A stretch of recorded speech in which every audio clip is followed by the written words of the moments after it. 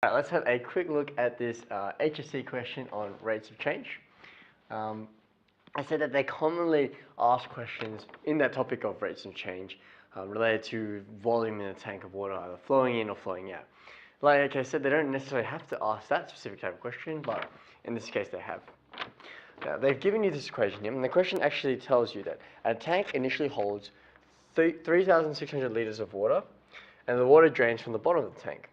The tank takes 60 minutes to empty, and we're given this model here that tells me the volume of the water at a given time. Interesting thing to know is that it only works for specific values of t, so that's something you might want to note down. The first question is, find the volume after 10 minutes. That's the first question there.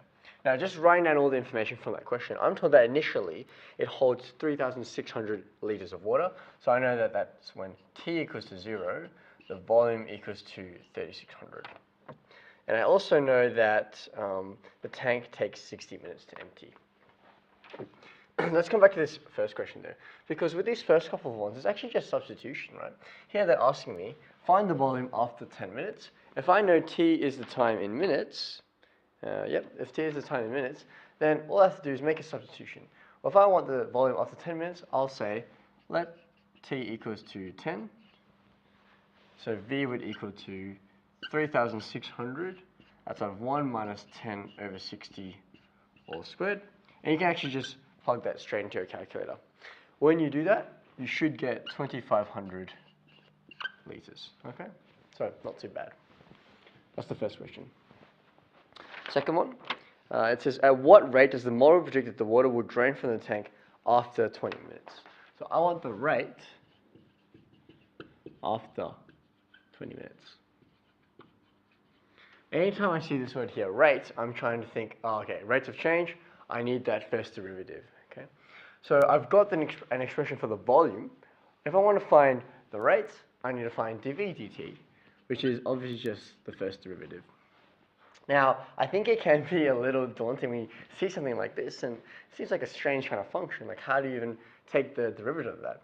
What you want to go back is to think about all your differentiation rules that you've learnt and see which one helps you solve something like this. First of all, I know that 3,600 is just kind of a constant, so I can just leave that there. It's multiplied by this expression. Anytime I see an expression inside with a power, then I'm trying to think function of a function rule, right? I want to say, okay, what's the derivative of this inside component?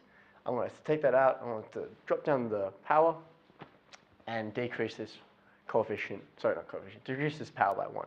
So a few things going on there. Let's use the function of a function for this one. So dv dt, that 3,600 can just stay there. I'm going to multiply that by the power and drop it down. I'm going to keep the original expression inside the brackets, but I'm going to decrease this power by 1. So 2 minus 1 is just 1.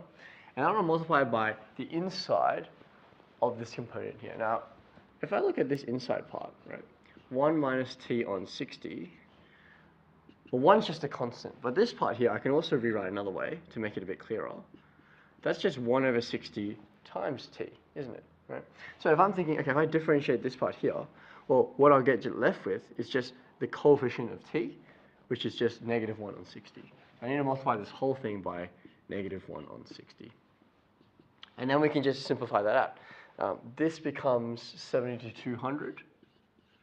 I'll bring this constant out the front, times negative 1 on 60. 1 minus t on 60. That's just the power 1, just leave that. And then if you do that multiplication, you should get negative 120 outside of 1 minus t on 60.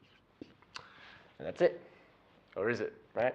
Because we've done all this hard work here, and it's easy to just stop there. But remember, what's the question actually asking?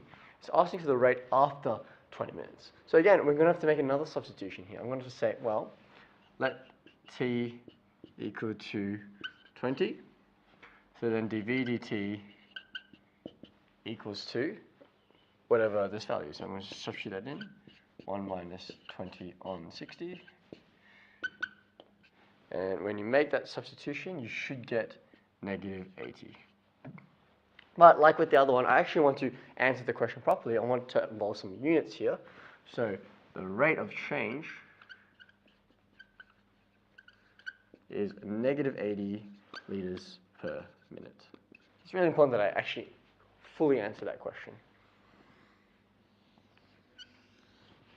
All right, let's look at the last part of the question, part 3. It says, at what time does the model predict that the water will drain from the tank at the fastest rate?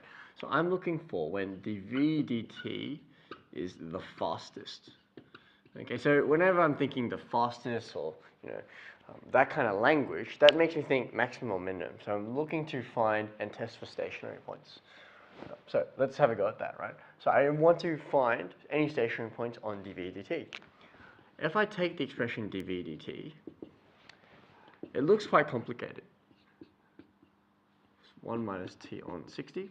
So what I might do is I might just actually expand it out. So if I expand this out, I get negative 120. A negative times a negative is a positive. So that's positive 120t on 60. That would just simplify to negative 120 plus 2t. To find stationary points, we have to take the derivative of whatever function you've got. So here I'm going to find d squared v dt squared for stat points. Okay? Once I've done that, all I do is take the derivative of this. So that would equal to,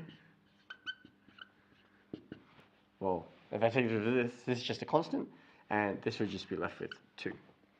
If you think about it, this is actually just a straight line, right? There is not going to be any maximum or minimum. I can't test for any stationary points there. So, therefore, there are no stationary points. What do I do now? Because this whole time I've been teaching you that if you're looking for the max or min, when this says the fastest rate, you need to find stationary points and then you need to test. And it's really important to do that testing because not only do you get marks for it, right? But in a situation like this, if you just wrote down what you've got there, it's obviously not a stationary point. What you have to do in a case like this, where you've tried to check for stationary points and it hasn't worked, you have to test the endpoints. What do I mean by that? Well, if you look at this function here, it's actually just a linear function, right? Negative 120 plus 2t. So when I test the endpoints, I want to see what values I get.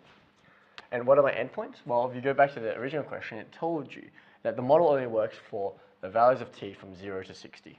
So let me test those points. When t equals to 0, let me find my value for dV dt. That's going to be negative 120 plus 2 times 0. Well, that's just negative 120.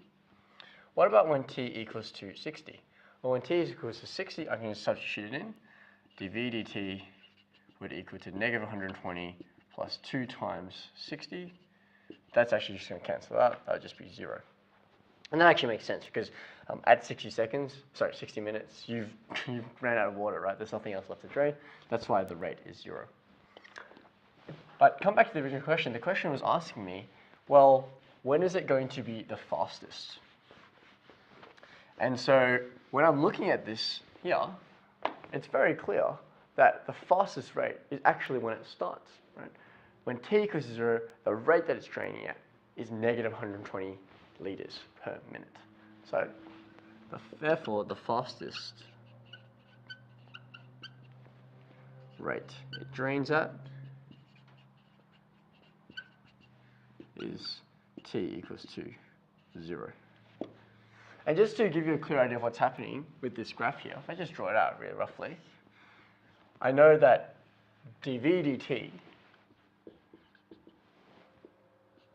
starts at negative 120 and it ends at 0, right? So when t equals to 60, t equals to 0, I know it starts at negative 120 and I know it ends at t equals to 60, but when dV dt equals 0, so I can draw that line up. That's just a linear function. And so you can see, as time goes on, that water drains out less quicker, not as fast as when it first started. So yeah, that's how you can answer this HSC question.